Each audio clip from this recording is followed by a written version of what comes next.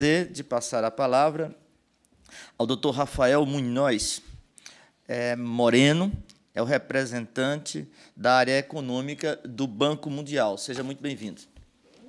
Obrigado. Eu gostaria de começar primeiro por parabenizar o TCU por a iniciativa e também por o governo por todo o esforço já feito na área de desburocratização do Estado e também pela invitação a participar hoje aqui. Acho que a maioria dos elementos que eu gostaria de nombrar já foram mencionados de uma maneira ou de outra por a maioria dos colegas. Então, quizás só para fazer um pouco mais o resumo, o que eu gostaria de pôr para vocês é um pouco a experiência do banco com esforços similares em outros países, não? O que funcionou e o que não funcionou no tema de desburocratização, não? Então, acho que a maioria dos países, de uma maneira ou de outra, começam como vocês estão começando, não? Pegam o doing business como indicador, porque isso ajuda a focalizar aí todo o tema sobre questões muito concretas, bem medidas, com uma metodologia clara, não? Independente.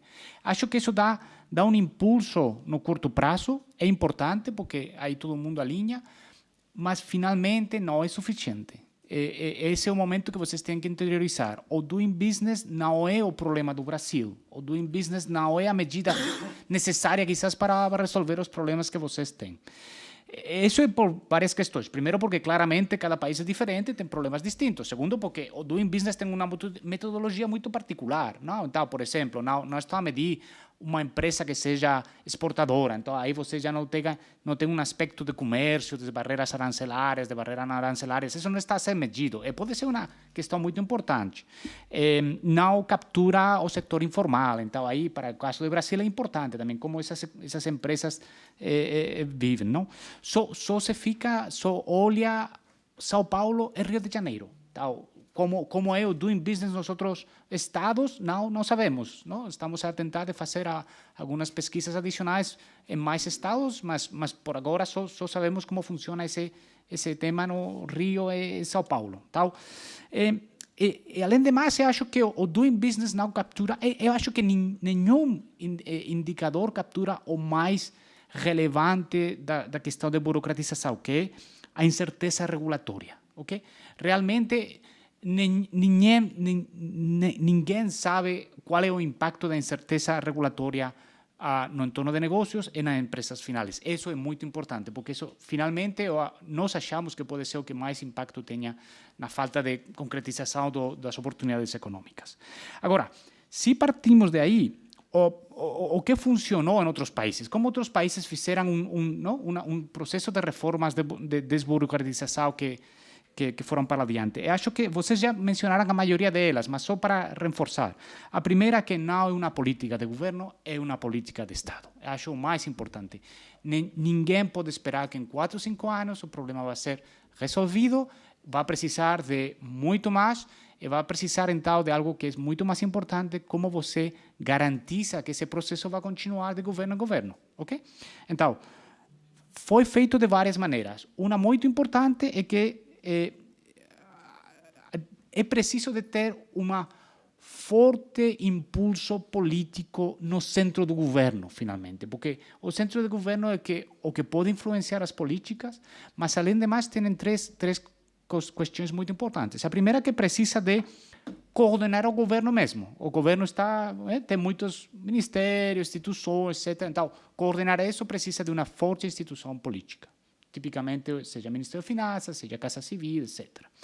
2, tem que coordenar a nível subnacional, porque no caso do Brasil também tem uma forte descentralização administrativa e política que, portanto, tem que ser trazida a esse contexto de discussões.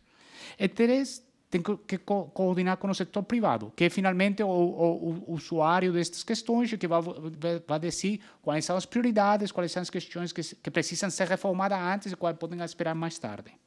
Então, esse é o primeiro. Como fazer certo que há uma coordenação, então não tem muitos processos paralelos. 1, coordenação. 2, o forte impulso político, a vezes precisa de uma lei específica que dá um mandato claro de pegar um processo de reformas. Em muitos países, o que eles fizeram são questões que já vocês estão a fazer, que é fazer um censo de regulações, ok? Quantas regulações temos? Como podemos fazer? Não? Então, começar com uma questão mais de qual é a evidência que temos aí, não?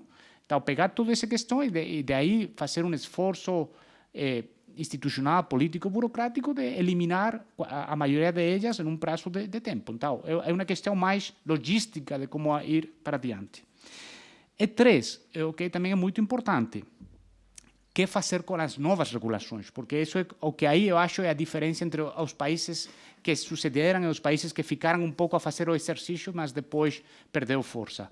O que fazer com essas 764 normas por dia que vêm de trás, não? Então, não adiantamos nada se resolvemos o problema hoje, mas em 5 anos vamos a ficar ainda como antes. Então, aí, esses países ficaram e deram muita clareza em como fazer as novas regulações, fazer avaliações de impacto das novas regulações e, portanto, ter um sistema que, como dizer, que disciplina o setor público nas novas regulações. Então, nós ficamos, se vocês quiserem, nós podemos ter mais conversas, podemos continuar esta conversa, podemos trazer alguns exemplos internacionais, podemos pôr em contato com alguns dos países que já tiveram mais êxito e sucederam nestas reformas e continuamos a estar à sua disposição para que vocês precisem.